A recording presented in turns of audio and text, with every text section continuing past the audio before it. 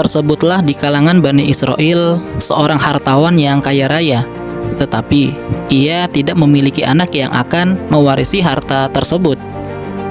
Alhasil banyak kerabat yang menginginkan dan menanti warisannya. Hal yang ditunggu mereka pun terjadi. Sang hartawan ditemukan tewas di depan sebuah rumah penduduk. Sepupu saudagarlah yang pertama kali menemukan mayatnya pada pagi hari. Maka gemparlah seluruh kampung atas kematiannya. Masing-masing dari mereka bertanya-tanya, siapa gerangan yang membunuhnya?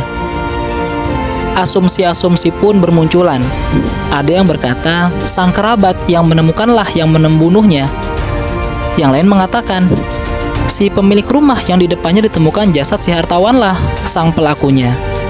Di tengah keributan tersebut, datang seorang soleh yang cerdas. Ia pun menengahi warga. Mengapa kalian berkelahi? Bukankah di antara kita ada Nabiullah Musa? Mari kita tanyakan perihal ini kepada beliau, ujar sang pemuda soleh. Maka mereka pun segera berbondong-bondong menemui Nabi Musa alaihissalam. Mendengar kisah tersebut, Nabi Musa segera memanjatkan doa. Ia memohon wahyu dari Allah agar menunjukkan rahasia di balik kematian si saudagar. Maka Allah pun memerintahkan Musa agar menyuruh umatnya itu menyembelih seekor sapi. Sebagaimana firman Allah dalam surat Al-Baqarah ayat 67. Wa idh qala Musa liqaumihi innallaha ya'murukum an tadhbahu baqarah qalu atatakhiduna huzwa. Dan ingatlah ketika Musa berkata kepada kaumnya, sesungguhnya Allah menyuruh kalian menyembelih seekor sapi betina.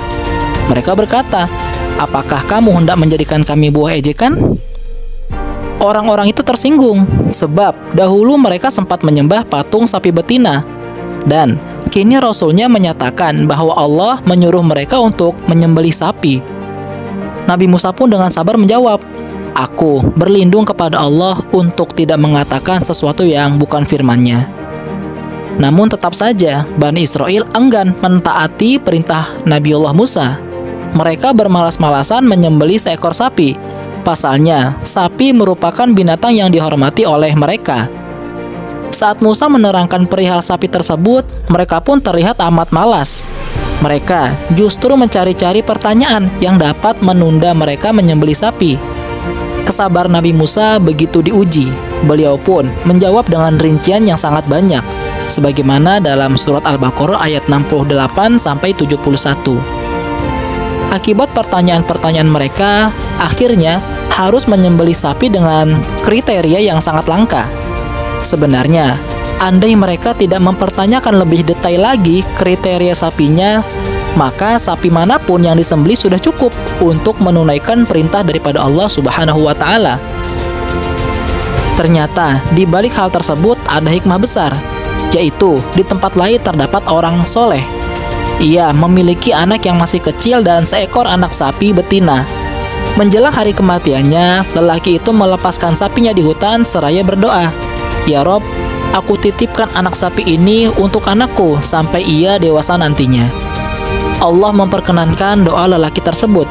Setelah dia wafat, anak sapinya tidak pernah keluar hutan dan selalu lari bersembunyi tatkala ada yang melihatnya. Waktu semakin berlalu.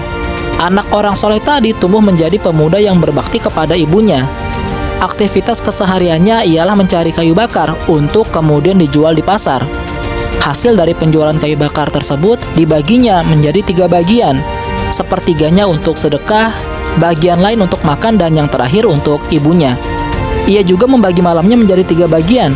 Sepertiga untuk beribadah, sepertiga lain untuk tidur, dan terakhir untuk duduk di samping ibunya. Pada suatu hari, ibunya berkata, sesungguhnya ayahmu telah mewariskan anak sapi betina untukmu yang dia titipkan kepada Allah di hutan ini. Maka berangkatlah, berdoalah kepada Robnya Bani Israel agar mengembalikan anak sapi tersebut kepadamu. Ciri-cirinya, ketika melihatnya, kamu membayangkan seakan-akan sinar matahari memancar dari kulitnya. Dia diberi nama Al-Muzahabah karena keindahan dan kejernihannya. Tatkala pemuda itu memasuki hutan, dia melihat anak sapi sedang merumput.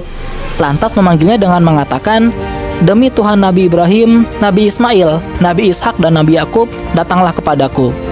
Dengan izin Allah, tiba-tiba sapi tersebut berkata, "Wahai anak yang berbakti kepada ibunya, tunggangilah aku, karena hal itu lebih meringankanmu."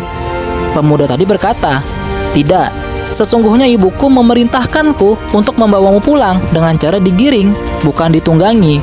Sapinya menjawab, "Demi Rob Bani Israel, jika engkau menunggangiku, niscaya kamu tidak dapat menguasaiku untuk selamanya. Ayo, berangkat. Sungguh, jika engkau memerintahkan gunung melepaskan diri dari pangkalnya dan berjalan bersamamu, niscaya ia melakukannya lantaran baktimu kepada ibumu." Sesampai di rumah, ibunya berkata, "Nak, kamu ini orang miskin yang tidak memiliki harta. Kamu kerepotan mencari kayu bakar di siang hari dan bangun di malam hari. Oleh karena itu, pergilah, jual sapi ini di pasar seharga 3 dinar. Jangan kamu jual dengan harga lain kecuali atas persetujuan ibu." Pemuda itu pun pergi ke pasar untuk menjual sapinya. Lalu Allah mengutus seorang malaikat yang menjelma menjadi seorang manusia untuk memperlihatkan kekuasaannya dan menguji bakti anak muda itu terhadap ibunya.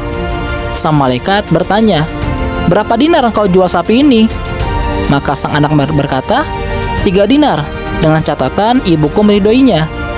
Malaikat tersebut terus memberikan harga tinggi hingga 12 dinar, dengan syarat tidak perlu meminta persetujuan ibu pemuda tersebut. Namun, karena baktinya kepada sang ibu, ia menolak dan memilih bolak-balik ke rumah untuk menanyakan keridhaan ibunya atas harga jual sapinya. Ketika pemuda itu kembali kepada ibunya dan memberitahukan mengenai tawaran tinggi tersebut, ibunya berkata, "Sungguh, orang yang mendatangimu adalah malaikat dalam bentuk manusia untuk mengujimu.